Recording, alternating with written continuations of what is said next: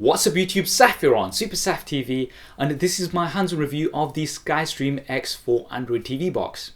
Now, for those of you unfamiliar with Android TV boxes and Android TV sticks, they're basically an alternative to things like the ChromeCast, the Apple TV and Roku boxes, but they offer the full Android experience, pretty much the full Android experience on your television set. Now, the SkyStreamX 4 currently offers some of the best specs out there in terms of Android TV boxes. And one of the key things on here is that it comes pre-installed with the XBMC Player, as well as more than 50 of the most popular add-ons. So you're not going to have to go in and do these yourself. They all come pre-installed, and it's very much intended for plug and play use. Now, before starting the video, just to mention that I am going to be doing a giveaway of one of these in my next video. So if you do want to see how to enter for that one, be sure to subscribe and you'll see when that video is live. So without any further ado, let's get started on the full review. So looking at what you actually get inside the box, you've got your SkyStreamX for TV box itself. Then you've got some user manuals, an HDMI cable which is going to be used to connect the device to your television set. And you've also got a remote control. So now this is quite a basic remote control which you should be able to use to control the device. Now, having a quick look around the SkyStreamX 4 at the front, you've got a power light, and this is going to also act as your infrared sensor.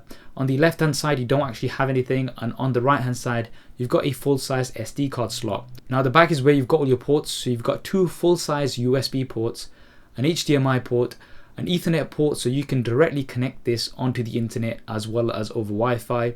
You've got an AV out as well as an optical audio out, and finally you've got your power input. Now, setup is very easy. You simply connect this to your television with the HDMI cable provided, and you can power it up using the AC adapter. You can't actually power this via USB like other Android TV sticks, but this is quite a powerful box, so that's understandable. You need a decent amount of power to get this running. Now, connecting onto Wi-Fi is very straightforward. You can just go in and do that straight away. And the interface is a custom interface on top of Android KitKat 4.4.2. So this does come with KitKat, not Jelly Bean like lots of other Android TVs do. Now, the interface is very easy to use. They've customized this for use with the remote, and it's going to be really useful for your media playback. Now, you do have lots of pre-installed apps, which is great, but the key thing here is the XBMC Player, which comes with more than 50 of the most popular add-ons, including Mashup, Navi X and Icefilms. And it works absolutely great. Now, the remote control is pretty basic and it's going to get you through most usage absolutely fine. But if you do want to use more of the Android features such as web browsing, and you are going to be doing some typing, then I would recommend getting a wireless remote or keyboard, and that will definitely make life a lot more easier. The other option is to get an app that's going to let you use your smartphone as a remote control. The one I use is called Droid Mode. So the way this works is pretty simple. You install the server on the TV box and then you install the client on your smartphone. After that, it uses your Wi-Fi connection to let these two talk to each other, and then you can remotely control the TV box from your smartphone. Now, Droid Mode isn't free. You do have to purchase it. It's roughly about £1.60 or $2.50, so not much at all. And it's definitely worth it overall for what it offers. You are going to be able to do typing and things on your Android TV much more easily. Now, in terms of performance, you've got some very high specs here. You've got a quad-core 2 GHz Cortex A9 processor, an Octa-core Mali-450 GPU, 2 GB of DDR3 RAM, and you've also got 8 GB of onboard storage. Now, this is the sort of benchmark results that you can expect, and it also outputs at 4K, so clearly you've got some nice specs here to be able to output at 4K. I've only got a 1080p screen, so I've not been able to test 4K, but 1080p has been absolutely fine. Now, what you'll mainly be using this device for is media consumption, so video playback. And video playback on this thing is absolutely great. 720p and 1080p videos work absolutely fine, whether that be through the XBMC Player or another streaming player such as YouTube, Netflix or anything, as well as physical files that you play off your SD card or USB stick, such as MKV, MP4, AVI, FOV. All of these formats worked absolutely fine. Smooth, no issues that I found, and it's definitely one of the fastest Android TV boxes that I've used when it comes to playing back video. Now, you can also download the players as well, so you don't have to use the ones that come with this. MX Player is my favorite player, and that pretty much plays anything that you throw at it. Now, because this does run Android, you can download apps from the Play Store, so you can get Chrome on here and do some web browsing. Once again, it is quite useful to have a keyboard if you are doing this.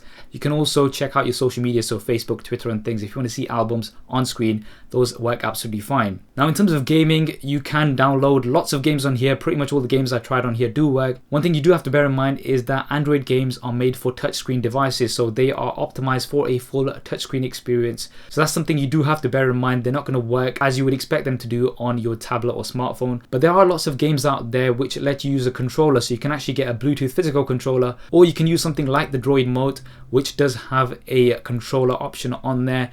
It did take some time to configure, but once you had it started, you can go ahead and play some games. Here's Dead Trigger 2, and it seemed to work pretty well. I'm personally not that much of a gamer, but if you are, then it'll be worth looking into this a little bit more. Now, in terms of doing video calling, I tried Hangouts on here and it worked absolutely fine. Here's my brother who didn't want to show his face, but Hangouts worked absolutely fine on here. I just connected my Microsoft webcam.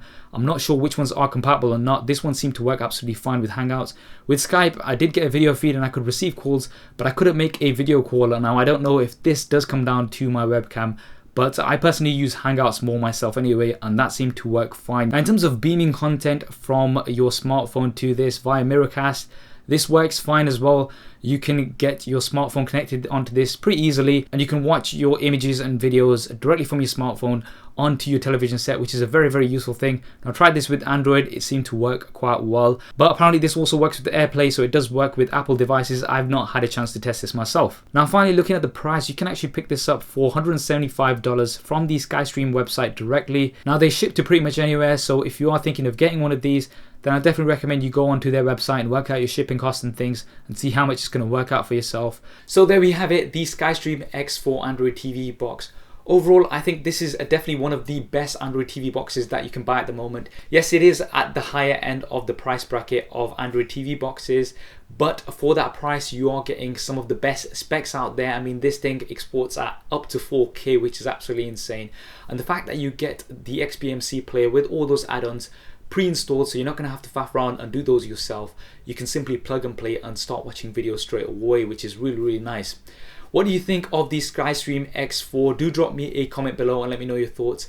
I hope you enjoyed this video and found it useful. If you did, as always, please do hit that thumbs up button for me. It really does help me out. And as I did mention, my next video will be a giveaway of one of these. So if you do want to see that first and how to enter, then be sure to subscribe to the channel. Thanks for watching. This is Saf on Super Saf TV, and I'll see you next time.